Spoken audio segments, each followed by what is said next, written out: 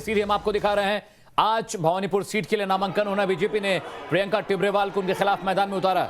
ममता बनर्जी आज भवानीपुर सीट के लिए पर्चा दाखिल करने जा रही। तो तस्वीरें आपको सीधी इस वक्त भवानीपुर से दिखा रहे हैं, जहां ममता बनर्जी नामांकन पत्र दाखिल करेंगी और प्रियंका टिब्रेवाल को बीजेपी ने इस सीट से उतारा है। सबकी नजरें टिकी हुई थी कि आखिर बीजेपी कौन सा उम्मीदवार उतारेगी, लेकिन इस वक्त सीधी तस्वीरें आप देख रहे हैं भवानीपुर से।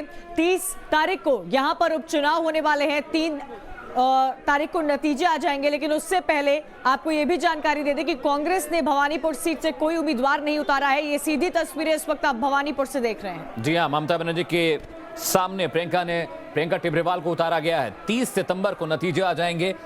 30 सितंबर को चुनाव होना है, माफ कीजिएगा, और 3 अक्टूबर को नतीजे आ जाएंगे। अब देखना यह है कि भवानीपुर सीट पर किस तरह की टक्कर बीजेपी देती है। हालांकि बीजेपी ने एक लंबी फौज उतारी है उन लोगों के जो चुनाव प्रचार करेंगे, लेकिन पिछले 2 बार से भवानीपुर से लगातार ममता बनर्जी जीतती आई हैं। प्रियंका टिब्रेवाल से कुछ देर पहले हमने बातचीत की। उन्होंने कहा कि हिंसा का जो मुद्दा है वो इस वक्त बंगाल में बहुत गर्म है और हिंसा के मुद्दे पर ही वो ममता बनर्जी को घेरेंगे इन चुनावों में। कंचन, तो तस्वीरें आपको सीधी इस वक्त दिखा रहे हैं। आप देखिए तस्वीरें, भवानीपुर की ये तस्वीरें हैं। इस विधानसभा सीट पर उपचुनाव होने वाले हैं। 30 सितंबर को वोटिंग होनी है, 3 अक्टूबर को नतीजे आएंगे। सबकी नजरें इस सीट पर टिकी हुई है और आपको ये भी जानकारी दे दें कि ममता बनर्जी का इस सीट पर चुनाव जीतना कितना अहम है, क्योंकि जिस तरह से नंदीग्राम से उनको हार दर्ज हुई थी और शुभेंदु अधिकारी ने जीत दर्ज की थी, उसके बाद 6 महीने के अंदर अंदर उपचुनाव होने थे और इसी तहत भवानीपुर सीट से ममता बनर्जी उतरी हैं। 2 तस्वीरें हमने आपको दिखाई हैं। नामांकन पत्र दाखिल करेंगी। बीजेपी ने प्रियंका टिब्रेवाल को मैदान में उतारा है। कहा यह भी जा रहा है कि कई दिग्गज नाम भारतीय जनता पार्टी की तरफ से सामने आए थे, लेकिन बीजेपी ने शायद यहां पर महिला कार्ड खेला है और महिला वर्सेस महिला इस भवानीपुर सीट से मैदान में। जी हां, पश्चिम बंगाल के भवानीपुर से लाइव तस्वीर हम आपको दिखा रहे हैं, जहां ममता बनर्जी मुख्यमंत्री जा रही हैं पर्चा दाखिल करने। रविकांत इस खबर पर जुड़े हमारे साथ बातचीत करेंगे। रवि, ममता के खिलाफ प्रियंका टिब्रेवाल को उतारने का मतलब समझ में आता है कि एक महिला कार्ड खेला, लेकिन भवानीपुर में जिस तरह का इतिहास रहा है चुनावों का, ममता 2 बार जीत कर भी आई हैं। किस तरह से अभी वहां पे हालात हैं, क्या स्थितियां आप देख रहे हैं? देखिए, इस बार के चुनाव में पोस्ट पोल जो वायलेंस हुआ था ये बहुत बड़ा मुद्दा है और भारतीय जनता पार्टी इसी को भुनाने का प्रयास करेगी और प्रियंका टिब्रेवाल की जो भूमिका रही है इसमें वो बहुत अहम रही है। इसी बात को ध्यान में रखते हुए बहुत सारे नाम आए, लेकिन जो अंतिम मुहर लगी है वो प्रियंका टिब्रेवाल के नाम पर बीजेपी ने लगाई है। ये चुनाव हाई वोल्टेज होगा, ये बिल्कुल तय है। बीजेपी कहीं से भी ममता बनर्जी को वॉकओवर नहीं देगी, क्योंकि आपने देखा कि इस विधानसभा सीट को लेकर बीजेपी की जो प्लानिंग है वो निकल के सामने आ गई है। कई सांसद लगाए गए हैं। इसके अलावा जो स्टार प्रचारकों की लिस्ट है वो भी भारतीय जनता पार्टी ने जारी कर दी है। तो जिस तरीके से नंदीग्राम में भारतीय जनता पार्टी ने ममता बनर्जी को घेरा और उनको उनकी सीट पर हराया भी, ठीक उसी तरीके से यहाँ पर प्रयास किया जाएगा बीजेपी के द्वारा कि उनको उनके किले में घेर कर यहाँ पर हराने का प्रयास किया जाए। भले ही प्रियंका टिब्रेवाल चेहरा हैं जो लो प्रोफाइल मानी जा सकती है ममता बनर्जी के सामने, लेकिन बीजेपी ने इतना तय कर रखा है कि पूरे वेस्ट बंगाल में जो मुख्य विपक्षी दल है वो बीजेपी है और वो ममता बनर्जी की पार्टी टीएमसी को कड़ी टक्कर देगी। बिल्कुल रविकांत, हाई वोल्टेज होने वाला है। साफ तौर पर मुकाबला देखा जा सकता है। जिस तरह ममता बनर्जी के सामने प्रियंका टिब्रेवाल को रखा है और बीजेपी ने मैदान में उतारा है, लेकिन सवाल कई सारे उठ भी रहे थे कि कौन किस, क्योंकि बड़े से बड़े नेताओं का नाम भारतीय जनता पार्टी की तरफ से सामने आ रहा था। क्या महिला कार्ड खेलने की कोशिश की गई है बीजेपी की तरफ से? देखिए, जब भी पार्टी किसी भी विधानसभा सीट पर अपने उम्मीदवार का ऐलान करती है तो वो बहुत सारी चीजों पर विचार करती है।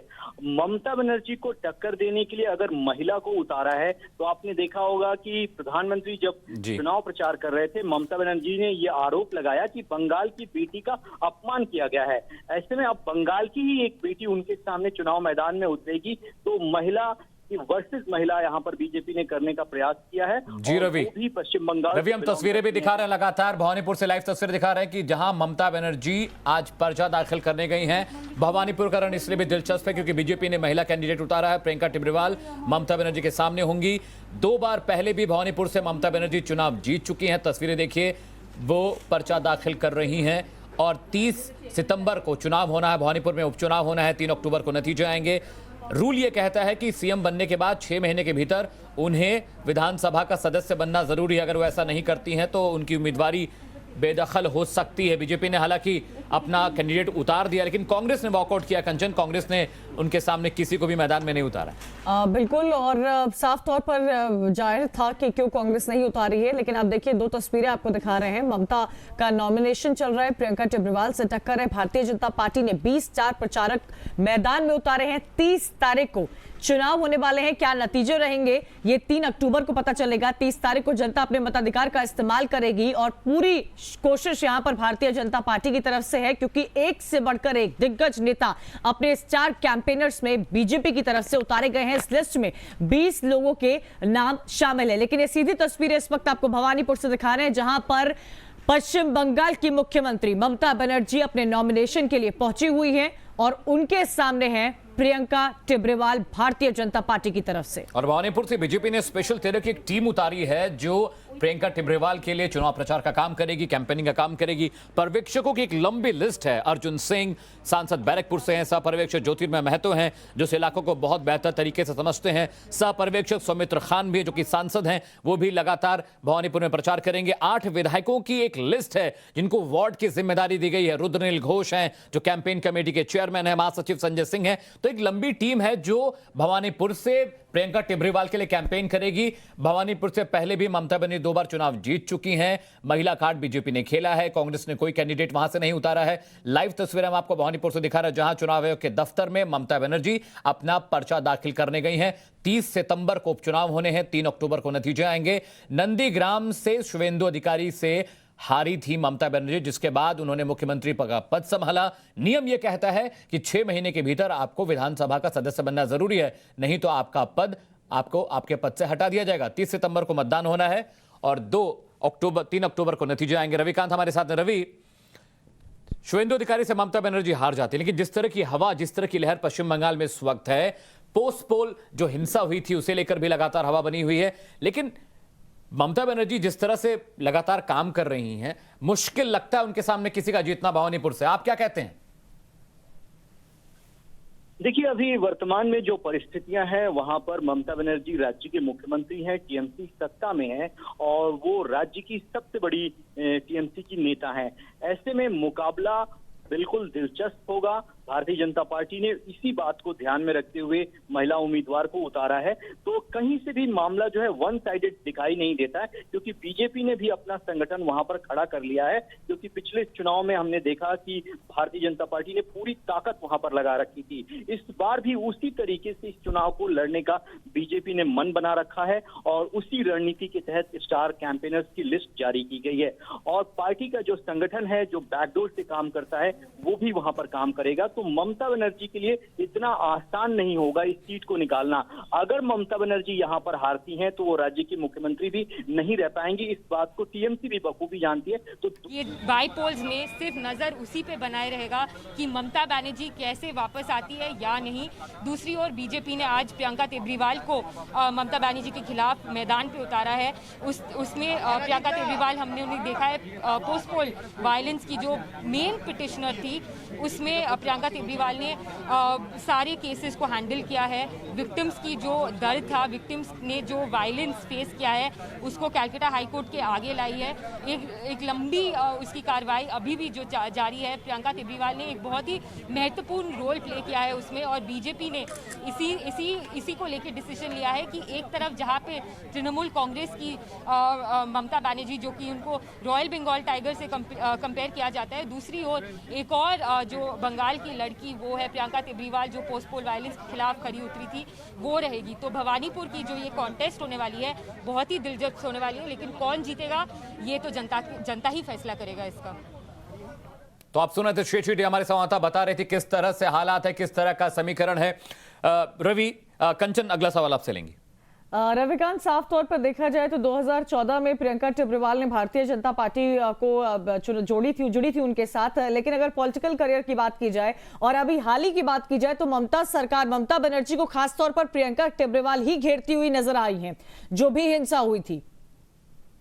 बिल्कुल, भारतीय जनता पार्टी में वो लंबे समय से हैं पहले युवा मोर्चा से जुड़ी रहीं और उसके बाद जब विधानसभा के चुनाव हुए बीजेपी ने उनको अपना उम्मीदवार भी बनाया, वो विधानसभा का चुनाव हार गई। लेकिन जो पोस्ट पोल वायलेंस हुए उसके बाद उन्होंने बहुत अच्छी भूमिका निभाई और जिस तरीके से सुप्रीम कोर्ट हाई कोर्ट से झटका लगा वेस्ट बंगाल की सरकार को, उसमें भी प्रियंका टेब्रीवाल की जो भूमिका थी उसको केंद्रीय नेतृत्व ने यहाँ पर तरजीह दी है और उसी के आधार पर एक बार ममता बनर्जी के खिलाफ उनको उम्मीदवार बनाया है। ममता बनर्जी के खिलाफ उम्मीदवार बनाने से जो प्रियंका टेब्रीवाल का जो कद है पश्चिम बंगाल की राजनीति में वो बड़ा होगा पार्टी के अंदर, ये इस बात को बखूबी जानती हैं। इसीलिए पार्टी ने रणनीति के तहत उनको उतारकर संगठन की ताकत उनके पीछे खड़ी कर दी है ताकि ममता बनर्जी को उनके घर में घेरा जाए। नतीजे चाहे जो भी हों, लेकिन मुकाबला दिलचस्प होगा क्योंकि यहाँ पर संगठन पूरी तरीके से तैयारी करके मैदान में उतरेगा। हमारी भारतीय जनता पार्टी के कई बड़े नेताओं से बातचीत हुई। सुबह ही जेपी नड्डा ने अपने कार्यक्रम में कहा कि ममता बनर्जी के जो हाथ हैं वो पोस्ट पोल वायलेंस के खून से रंगे हुए हैं। ऐसे में पश्चिम बंगाल की जनता भी जब वोट करेगी तो वो इस बात का ख्याल रखेगी कि जिन लोगों की सरकार में उनके लोगों को मारा गया, क्या आप उन्हीं को दोबारा जिताने का प्रयास करेंगे। तो इस तरीके सारे इमोशनल कार्ड जो हैं वो भारतीय जनता पार्टी खेलेगी और ये पूरा का पूरा जो चुनाव होगा वो बेहद दिलचस्प होगा क्योंकि टीएमसी की रूलिंग पार्टी है और बीजेपी ऑपोजिशन की सबसे बड़ी पार्टी बन के उभरी है पिछले विधानसभा चुनाव में। इसलिए दोनों ही पार्टियां पूरी ताकत के साथ ये चुनाव लड़ेंगी और अंतिम फैसला पश्चिम बंगाल की जनता को करना है कि वो किसको तरजीह देती है, क्योंकि ममता बनर्जी केंद्र में भी भारतीय जनता पार्टी के खिलाफ राष्ट्रीय स्तर पर एक बड़ी भूमिका निभाने जा रही हैं और ये जो ऑपोजिशन के लोग हैं ये इस बात को क्लेम करते हैं कि ममता बनर्जी ने ही बीजेपी का विजय अभियान पश्चिम बंगाल में रोक दिया और वो उन्होंने ऐलान किया है कि वो उत्तराखंड, उत्तर प्रदेश तमाम जगहों पर भारतीय जनता पार्टी को तकलीफ देंगी, उनके लिए दिक्कत पैदा करेंगी। इसीलिए बीजेपी भी इस बार के विधानसभा चुनाव में उनके लिए जितनी भी दिक्कतें खड़ी कर सकती है चुनाव के लिहाज से वो करेगी, पूरी ताकत झोंकी जाएगी ताकि ममता बनर्जी को उनके ही राज्य में घेरा जा सके और जीतने का पूरा प्रयास भारतीय जनता पार्टी करेगी। रवि, अभी सीबीआई जांच कर रही है जो चुनाव के बाद हिंसा हुई थी पश्चिम बंगाल में। कुल 34 केस दायर किए गए हैं, 22 एफआईआर सीबीआई ने अपनी वेबसाइट पर अपलोड की है। उनमें तमाम टीएमसी के कार्यकर्ताओं का नाम है, बीजेपी के कार्यकर्ताओं का नाम है। जिस तरह से मामला आगे बढ़ रहा है, जिस तरह से जांच आगे बढ़ रही है, अगर यह बात साबित होती है कि टीएमसी ने चुनाव के बाद हिंसा की है, बीजेपी कार्यकर्ताओं को मारा है, उनकी हत्या की है, इसका कितना असर आप देख रहे हैं? क्योंकि अभी चुनाव में वक्त है। बिल्कुल, अभी चुनाव में वक्त है अमित, लेकिन इन चुनावों में जो मुख्य बिंदु हैं जिनके आधार पर चुनाव का पूरा जो ट्रेंड सेट होगा उसमें चुनाव के बाद हिंसा जो है सबसे महत्वपूर्ण बिंदु है और यही बिंदु चुनाव में जब वहां की जनता वोट डालने जाएगी तो आधार बनेगा। आपको याद होगा कि जैसे ही हाई कोर्ट का फैसला आया, इस फैसले को चैलेंज करने के लिए ऐलान किया गया कि हम सुप्रीम कोर्ट में चैलेंज करेंगे। लेकिन पश्चिम बंगाल के जो प्रभारी हैं भारतीय जनता पार्टी के, कैलाश विजयवर्गीय और सह प्रभारी अमित मालवीय, हमने उनसे बातचीत की और उनका सीधा तौर पर आरोप था कि जिस दौरान ये हिंसा हुई उस दौरान राज्य की गृह मंत्री खुद ममता बनर्जी हैं, मुख्यमंत्री के साथ साथ वो गृह मंत्री का विभाग भी उन्हीं के पास है। इसलिए राज्य में जो लॉ एंड ऑर्डर की स्थिति को मेंटेन करने की जिम्मेदारी है वो ममता बनर्जी के ऊपर थी, वो करने में वो नाकाम रही। ऐसे में जब सीबीआई और इंडिपेंडेंट एजेंसी जांच कर रही है और कहीं से भी उनका लिंक आता है तो जांच की जो आंच है वो ममता बनर्जी के दामन। बिल्कुल, तो रविकांत, এবং ভারতবর্ষের সার্বভৌমত্ব ও অখণ্ডতা তুলে ধরবে।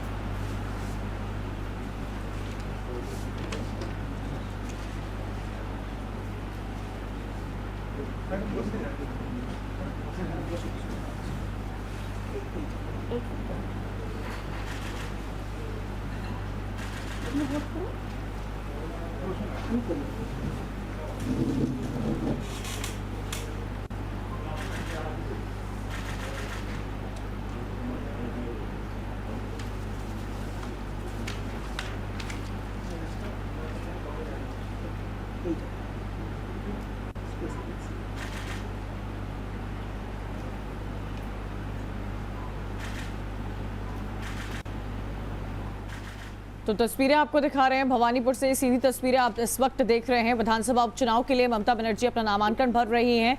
वहां दूसरी तरफ भारतीय जनता पार्टी की तरफ से प्रियंका टिब्रेवाल मैदान में उतरी है। 213 सीटों पर टीएमसी ने जीत दर्ज की थी और जिस तरह से माहौल एक तरह से बीजेपी ने बनाया था, टक्कर जो थी वो कांटे की थी। लेकिन अब देखना दिलचस्प होगा, 30 सितंबर को भवानीपुर की जनता अपने मताधिकार का इस्तेमाल करेगी और 3 तारीख को नतीजे आएंगे, यानी कि 3 अक्टूबर को पता चलेगा कि भवानीपुर सीट से किसको जीत मिलती है। दोनों पार्टियां कड़ी मशक्कत कर रही हैं। এজেন্টের চিফ ইলেকশন এজেন্ট ফলো করে ফোন করে হ্যাঁ থ্যাংক ইউ তোমার ভালো থাকবে যখন পেছনে যারা আছেন ভালো থাকবে। तो लाइव तस्वीर हम आपको दिखा रहे हैं भवानीपुर से। ममता बनर्जी ने पर्चा दाखिल कर दिया। 30 सितंबर को उपचुनाव होने हैं भवानीपुर के लिए। 3 अक्टूबर को नतीजे आएंगे और ममता बनर्जी के खिलाफ बीजेपी ने प्रियंका टिब्रेवाल को मैदान में उतारा है, जो लगातार पश्चिम बंगाल में हुई हिंसा के लिए आवाज उठाती रही हैं, वकालत करती रही हैं और ममता बनर्जी को घेरती रही हैं। बड़ी चीज यह है, बड़ी खबर यह है कि कांग्रेस ने ममता के खिलाफ अपना कैंडिडेट नहीं उतारा है। आज सुबह जब टाइम्स नाउ लगातार बात कर रहा था शुभेंदु अधिकारी से, उन्होंने कहा कि हम बिल्कुल आश्वस्त हैं, प्रियंका टिब्रेवाल भवानीपुर का उपचुनाव जीतने जा रही हैं। लेकिन इतिहास और आंकड़े ये कहते हैं कि भवानीपुर में ममता बनर्जी का गढ़ रहा है। पहले भी 2 चुनाव वो जीत चुकी हैं। वहां की जमीन, वहां के लोग, वहां का जो चुनावी समीकरण है इस वक्त ममता बनर्जी के पक्ष में जरूर है, लेकिन बीजेपी ने प्रियंका को उतारकर उन्हें कांटे की टक्कर देने का फैसला किया है। तो भाई देखिए, कांग्रेस ने पहले ही भवानीपुर से उम्मीदवार घोषित नहीं कर ममता बनर्जी को वॉकओवर दिया है। प्रियंका टिब्रेवाल का मैदान में उतरना ये दर्शाता है कि जो मुकाबला है वो काफी हाई वोल्टेज होने वाला है। तस्वीरें भवानीपुर की इस वक्त आप देख रहे हैं। ममता बनर्जी ने जहां अपना नामांकन दाखिल किया है, 30 सितंबर को भवानीपुर की जनता अपने मताधिकार का इस्तेमाल करेगी। जो लड़ाई इस वक्त हमें देखने को मिल रही है और या जो एक तरह से बैकग्राउंड कहा जाए प्रियंका टिब्रेवाल का, वो देखने को मिला है। ममता बनर्जी को खास तौर पर अगर कोई भारतीय जनता पार्टी की तरफ से घेरता हुआ सबसे ज्यादा घेर रहा था वो प्रियंका टिब्रेवाल ही थी। और यहाँ पर कहीं ना कहीं वो अमित एक विमेन फैक्टर भी काम आएगा कि महिला वर्सेस महिला की ये लड़ाई भवानीपुर से देखने को मिलेगी। बिल्कुल कंचन, महिला को मैदान में उतारने का मकसद ये था क्योंकि वो लगातार ग्राउंड पे काम करती रही हैं। प्रियंका टिब्रेवाल का अगर मैं आपको बताऊं प्रोफाइल, तो लगातार वो गरीबों और दबे कुचलों के लिए काम करती रही हैं। चुनाव के बाद जब हिंसा हुई, उन्होंने तमाम परिवारों से मुलाकात की, उनके लिए मुकदमा लड़ा, उनके लिए वकीलों को अपॉइंट किया। तो वो जमीन से जुड़ी नेता है। और भवानीपुर, जब ममता बनर्जी ने नंदीग्राम से चुनाव लड़ा तो भवानीपुर की जनता इस बात से खफा भी थी, नाराज भी थी कि भाई ऐसा क्यों कर रही हैं, लेकिन बुरी तरह हारी। नंदीग्राम से शुभेंदु अधिकारी ने उनको बड़े मार्जिन से हराया।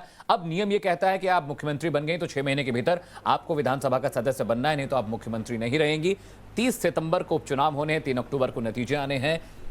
कांग्रेस ने अपना कैंडिडेट नहीं उतारा है। आज ममता बनर्जी ने भवानीपुर से पर्चा दाखिल कर दिया। ये लाइव तस्वीर हम आपको टाइम्स नाउ भारत की स्क्रीन पर दिखा रहे हैं।